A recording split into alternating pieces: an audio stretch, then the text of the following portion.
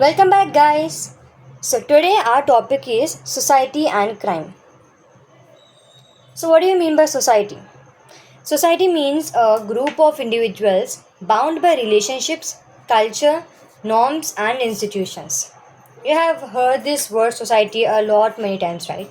So, some of the examples of society include like hunter gatherer society was the first form of society which have been existed, and the society which will share the common culture example comes under that is a tribal group. It is a good example for a simple society. Okay, so that is meant by a society. So we all live in a society. It is an Indian society. So group of people living together is known as society. Now what is the nature of society? Society is interdependent. It's well organized, structured, and dynamic. Dynamic means keeps changing. The society people, some kind of rules will be keep on changing, right? They won't be stable. So that is, society is interdependent and it's well organized, structured, and dynamic. So let us know the characteristics of society. There are few characteristics of society that where the first one includes the social relationships, which means their family, friends, which involves the communication, cooperation, and sometimes conflicts also. So, when you are living with your family, it's also a social relationship.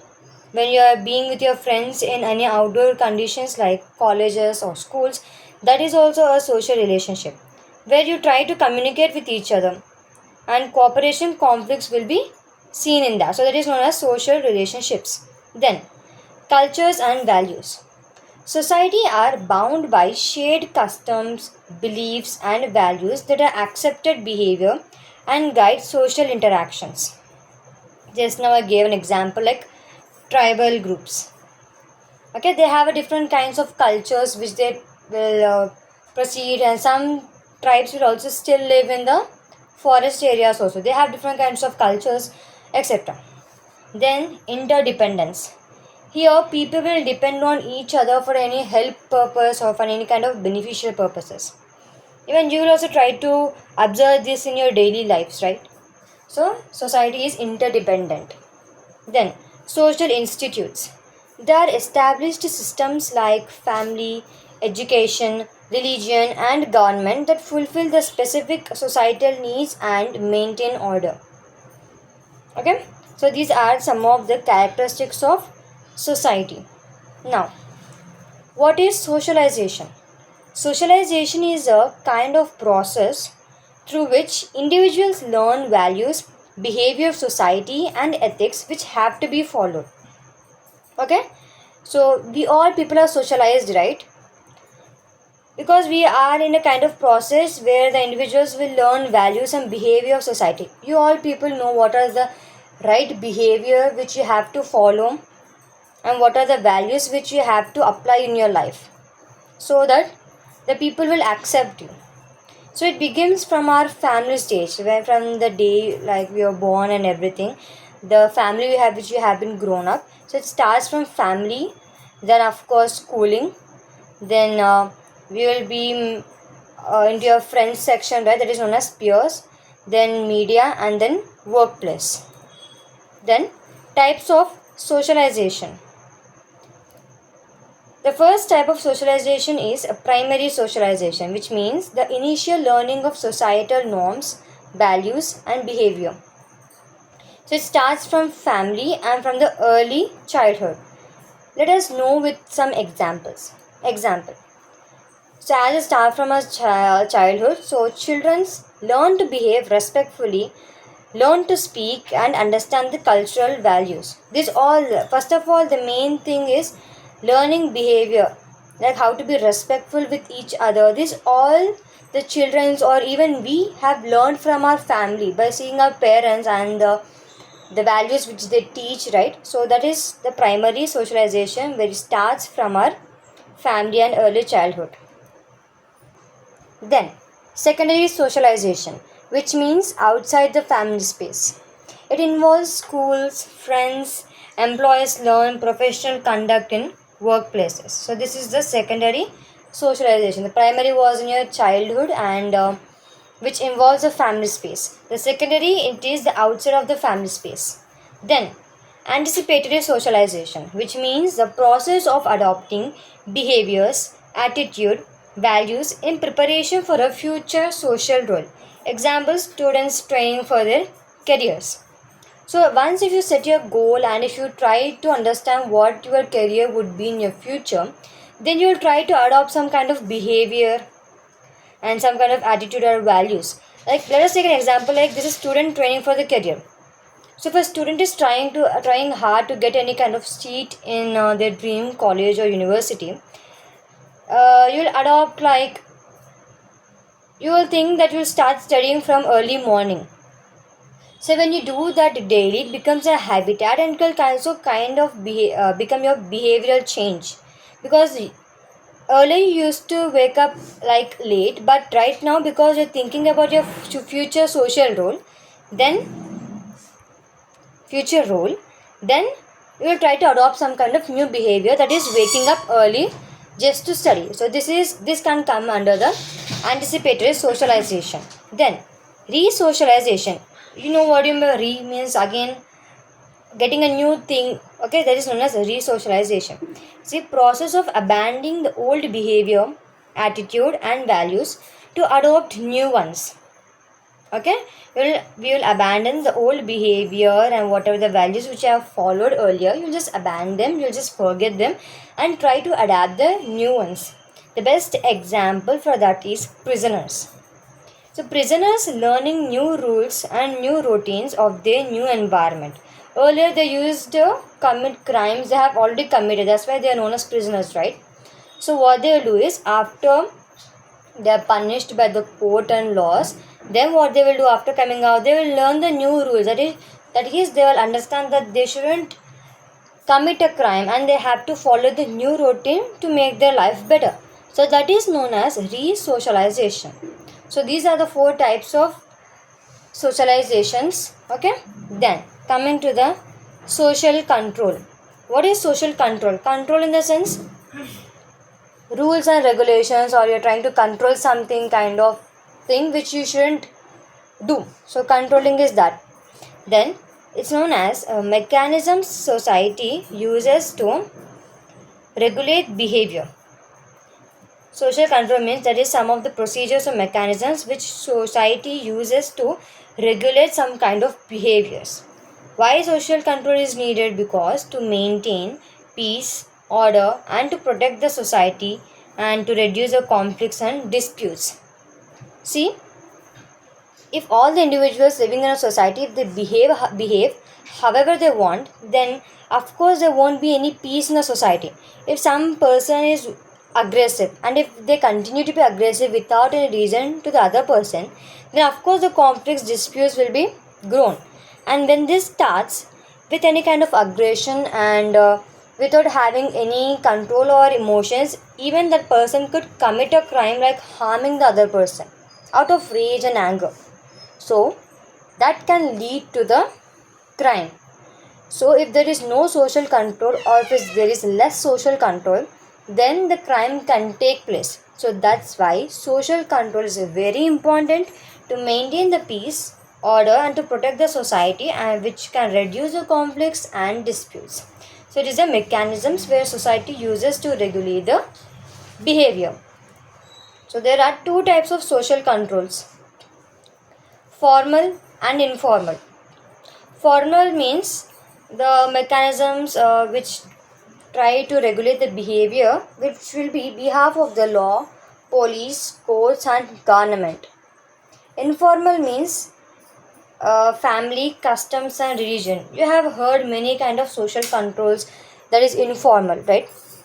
Like some of the rules and regulations which your family will say you to follow them, like don't behave rudely with elders and etc stuff, right? So there is also some kind of social control. So it is most important to reduce the crimes. It maintains order and stability by aligning the individuals to behave properly with norms and values, and reduces the crimes and conflicts. So as usual, which I said earlier, that this is very much important to make the crime rate reduce. Now, social norms. So, what is social norms? They are collective, unwritten rules within a society that are accepted and appropriate behavior.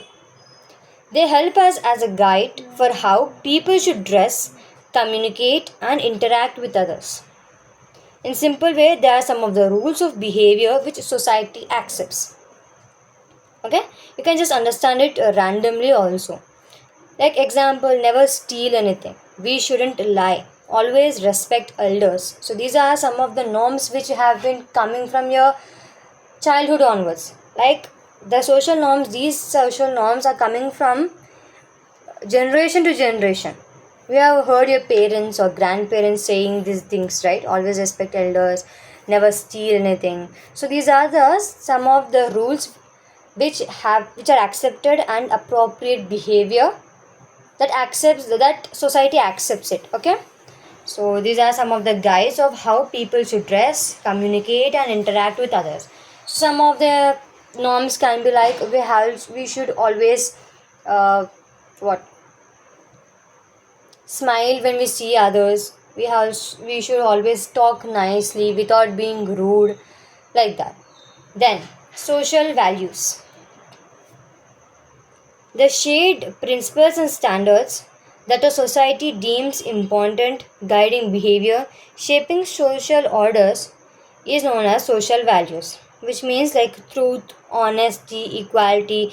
It says us about the correct guiding behavior which can shape the society in a well manner. Okay, so norms come from values.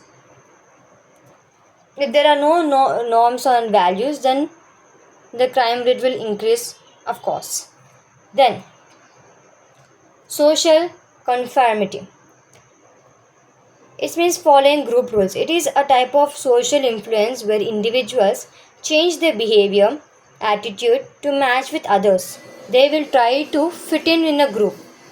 Example, following fashion trends. This is the best example. Fidget spinner. We have come across a period where the fidget spinners were so much in so yeah, so fidget spinner example, you have come across some in your life that there was some kind of period where the fidget spinners were so much in trend. Like if you don't have a fidget spinner, then you are not trying to be in the trend and in a society. I felt that, and even I bought fidget spinner just for that, just to fit in with the people and to match the other people's vibe and everything. So that is known as society social conformity, which means it's a type of social influence where individuals change their behavior to match with others.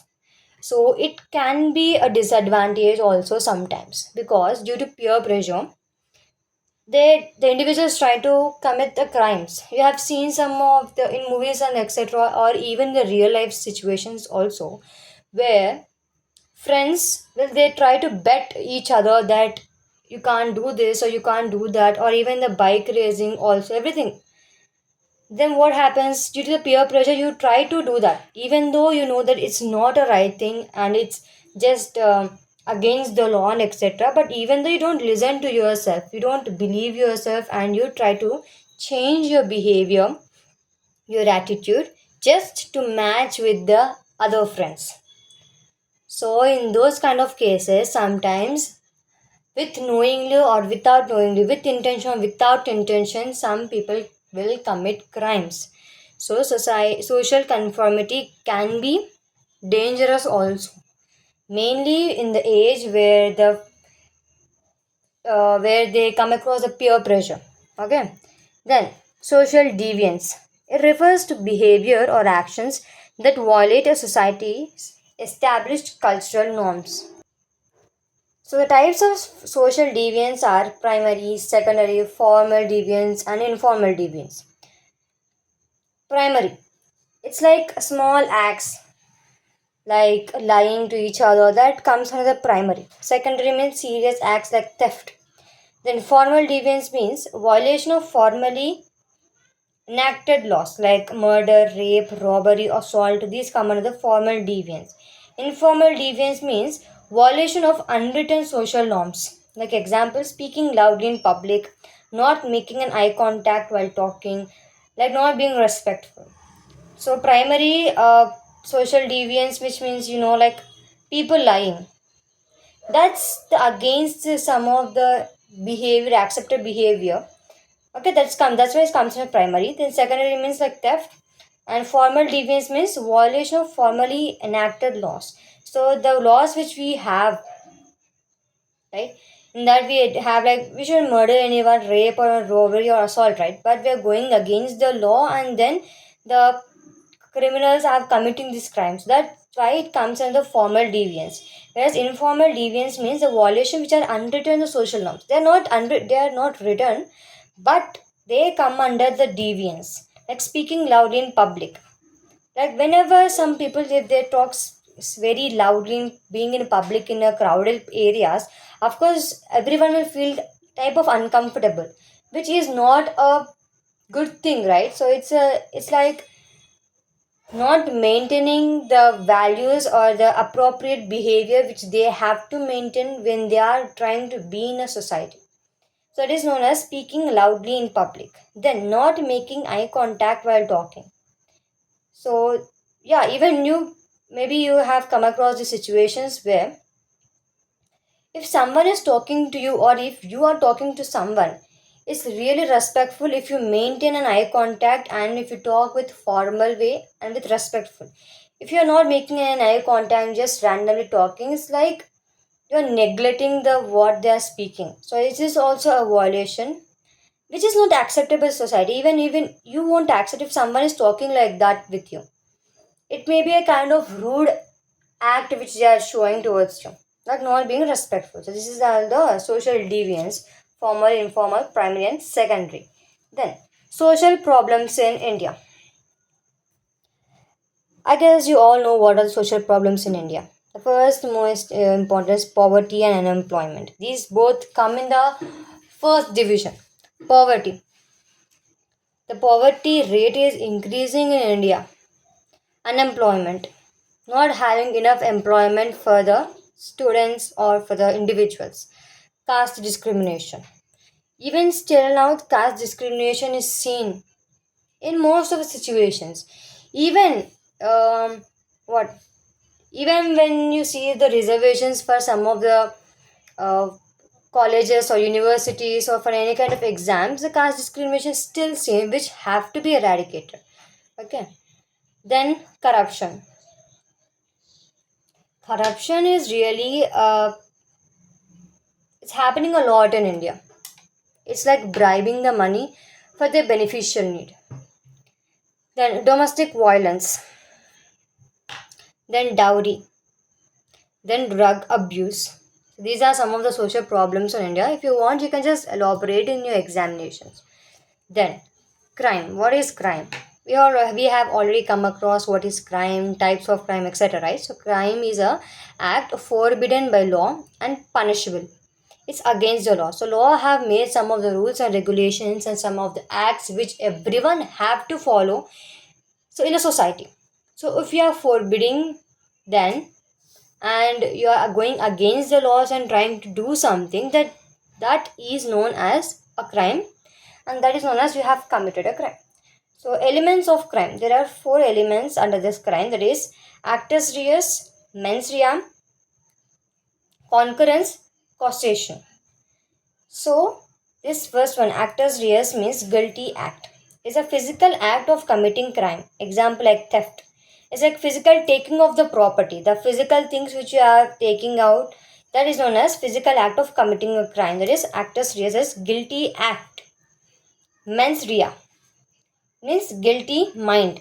It means intention behind a crime. Like if you have an intention to do a crime, like me usually it comes like murder also. You have an intention if you want to kill someone, that comes under this. Then concurrence means it requires both actus rea and mens rea to occur at the same time. Then causation, which means act of harmful, to harm someone at the end, is known as in a result form. So the example is like murder. Let's just take murder. You have an intention to kill someone. If you have an intention, then only try to attempt murder, right? So intention. Then you will act, which means you will commit the crime. Like you have killed a person. The result is harming a person. So it is known as what? Elements of crime. Then stages of crime. This can be a most important question. Stages of crime on elements of crime. Okay, so stages of crime means intention, preparation, attempt, commission. Intention, plan to commit a crime. Preparation, when you have an intention, try to prepare a plan like what are the steps you have to take to commit that crime, execute the crime without leaving any kind of evidence and without knowing anyone. So we'll try to prepare it secretly, right? So intention, preparation, then attempt. Once you have prepared like what steps you have to take and how you have to do, and if you planned everything, then you'll try to attempt it. There is an action to commit the crime. Then commission. Commission means what?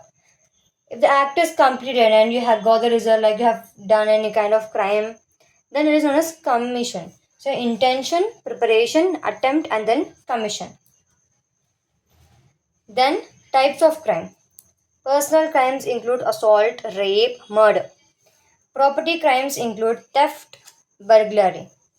White collar crimes, which include the fraud and corruption. Organized crimes include drug trafficking and mafia. These are organized crimes. Okay, drug trafficking is also kind of organized crime because group of people, so many people will be involved in this. Not a single person can do. Here in property crimes, if theft is happening, only one can commit that crime. Okay, so like that. Then cyber crime, which is related to digital, like computers and everything. So cyber crimes is totally like e-evidence. You will find e-evidences. Then causes of crime. Yeah, we are studying about, we're learning about the crimes, how they're executing, with the intention, what are the stages of crimes and everything. Did you ever thought what are the causes of crimes? Like why people are even committing crime? Like what is making them to commit a crime? There are so many reasons. If you come across case studies, then you'll get to know like there are so many reasons that people are committing a crime. Even for some silly reasons they commit a crime, or else even for a serious action, or if they want any kind of judgment, or if they want to become any kind of hero by killing someone. So there are different kinds of causes depending on the mindset of the people or the mindset of the criminals. So first one is a biological, that is genetic defect or mental illness. So this comes under when you see some of the serial killers. So what happens in them is if they have any kind of genetic defect, we have a kind of genetic defect where it is in males. So there is some kind of genetic defect in some kind of males where there will be a problem in their allosomes, that is in XY chromosomes. Then what happens is the presence of one chromosome extra in their XY chromosomes.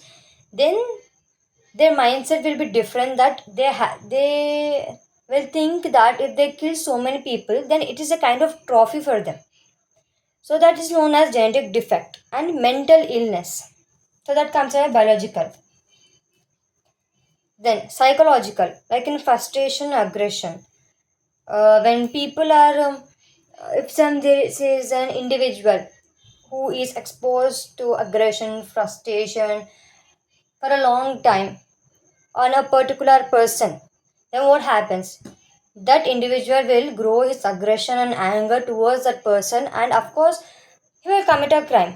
That is known as psychological for the frustration and aggression. Then sociological, like urgent needs like poverty and peer pressure. Poverty, because we have like rich and poor discrimination in our society. Yeah, still it goes on. Then what happens? This will also make an excuse to commit a crime.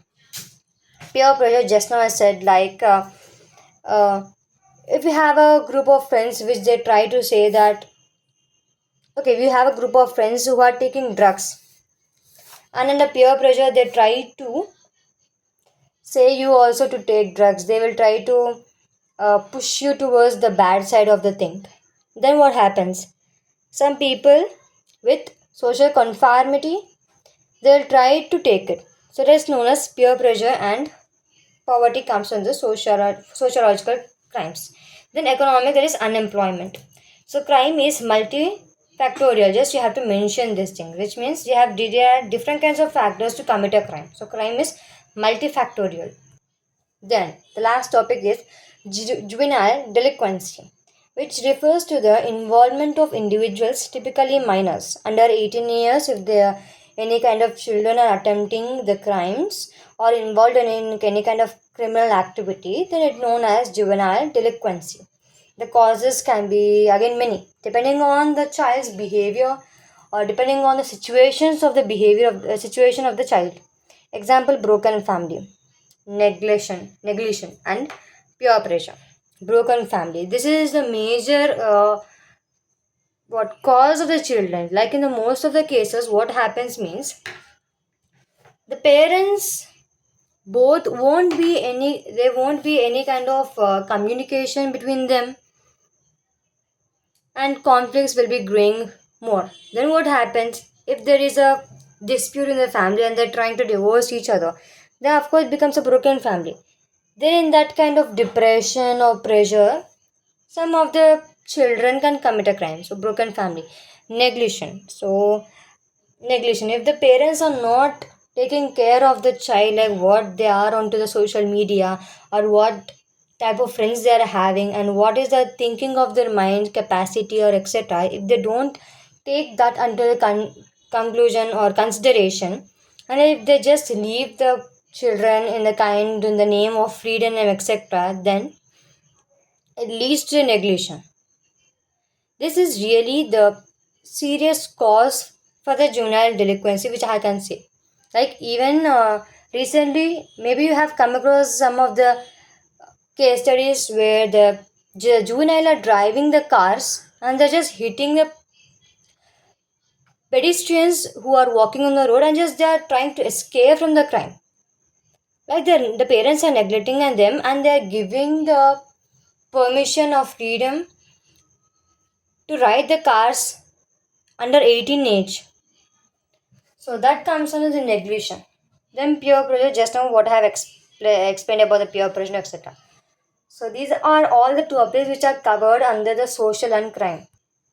So we have discussed what is the meaning and characteristics of society, what is socialization and types of socializations, what is social control and why the social control is important,